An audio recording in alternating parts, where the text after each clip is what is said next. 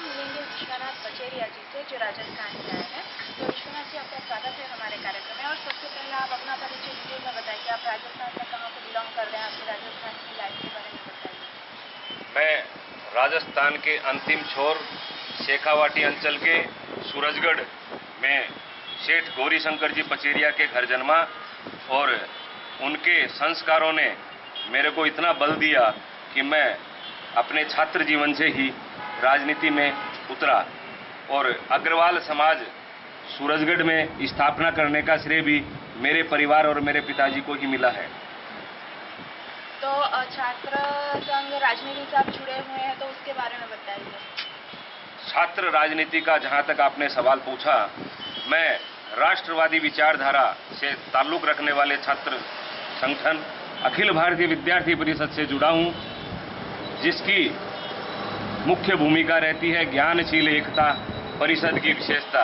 उसी के बैनर तले मैं 1990 में चिड़ावा कॉलेज छात्र संघ का अध्यक्ष रहा हूं। सबकी राजस्थान के लाइफ के बारे में, आपका बचपन कैसे गुजरा वहाँ पर, और आपने ऐसी कैसी कौन कौन सी वहाँ पर प्रवृत्तियाँ की ताकि आप उसको अभी भी याद रखते हैं? मेरा रुझान सामाजिक दृष्टि में रहा। असहाय की सहायता करना, कॉलेज में भी जो बच्चे कम पढ़ते थे उसके साथ ही मैं रहता, उसकी सहायता करता। दूसरा, यदि कोई व्यक्ति किसी को कमज़ोर मानकर उस पर हमला करता, उसके साथ मैं रहता। असहाय की सहाय करना ही मेरा कर्तव्य रहा छात्र राजनीति के दम पर। तो आपका सूरत आना कब हुआ? मैं 1992 में 1992 में सूरत आया। मैं कोरियर व्यवसाय से जुड़ा, और 1994 में मैंने अग्रवाल समाज गुड़दौड़ रोड पर सदस्यता ली, और 1996 से मैं अग्रवाल समाज में सक्रिय रहा। उसके बाद करीब 6 साल तक मैंने अग्रवाल समाज में मीडिया प्रभारी का दायित्व निभाया। उसके बाद वर्तमान में मैं अग्रवाल समाज का कोषाध्यक्ष होने का गौरव प्राप्त है, क्योंकि जहां तक देश की स्थिति को आंकलन करते हैं, अग्रवाल समाज की जो भूमिका है वो देश के विकास में अग्रणी है। उसी समाज में मैं पैदा हुआ हूं, अपने आप को बड़ा गौरवान्वित महसूस करता हूं। हमने सुना है कि आप अग्रवाल समाज विद्या विहार के ट्रस्टी भी हैं, तो उसके बारे में बताइए, स्कूल के बारे में बताइए, कब से शुरू की और अभी आपको कैसा रिस्पॉन्स मिला है स्कूल में? अग्रवाल विद्या विहार स्कूल सूरत के CBSE बोर्ड में आज तृतीय स्थान प्राप्त है पूरे सूरत में। यह बहुत अच्छी बात है। हमने यह स्कूल 2000 में 250 बच्चों के साथ प्रारंभ की थी।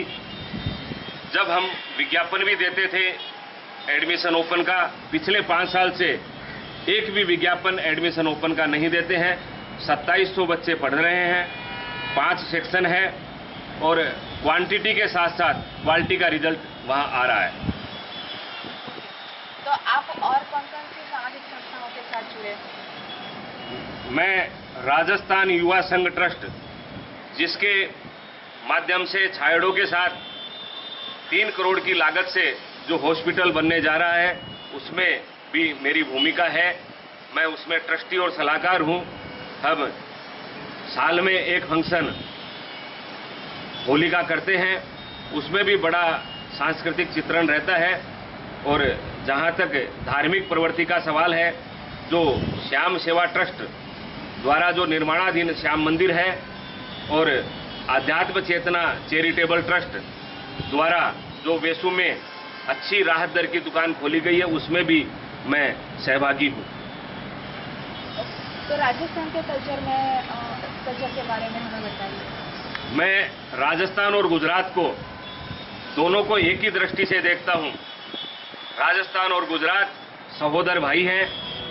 राजनीति की दृष्टि से देखें तो नेशनल राष्ट्रीय दल का ही गुजरात में शासन है, और राष्ट्रीय दल का ही राजस्थान में शासन है।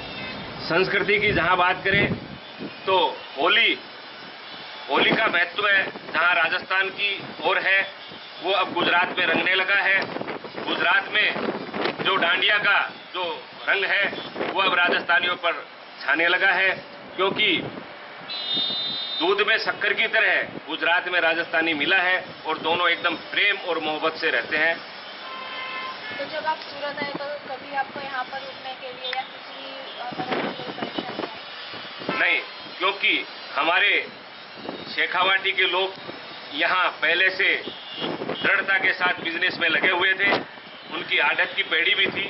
उन्होंने आने वाले प्रत्येक शेखावाटी के लोगों को उन्होंने सपोर्ट किया। न रहने की न खाने की कोई समस्या नहीं रही। तो आपके फैमिली के बारे में बताइए, कौन कौन है, सब क्या कर रहे हैं? मेरी फैमिली में मेरे पिताजी, उनका 3 वर्ष पूर्व स्वर्गवास हो गया। मेरी माताजी हैं और मेरी धर्मपत्नी और मेरे 2 बच्चे हैं। धर्मपत्नी गृह कार्य करती है और बड़े बच्चे का नाम दिवेश है जो 12वीं क्लास में अग्रवाल विद्या विहार में पढ़ता है। द्वितीय बच्चे का नाम सिद्धार्थ है जो 8th में अग्रवाल विद्या विहार में पढ़ता है। तो आप बच्चों को आगे जाके क्या बनाना चाहोगे? बड़े वाले बच्चे को मैंने कहा है कि जरूरतमंद की सहायता करना और आगे पढ़कर सीए का कोर्स करे और सही मार्ग पर चले, यही कहा।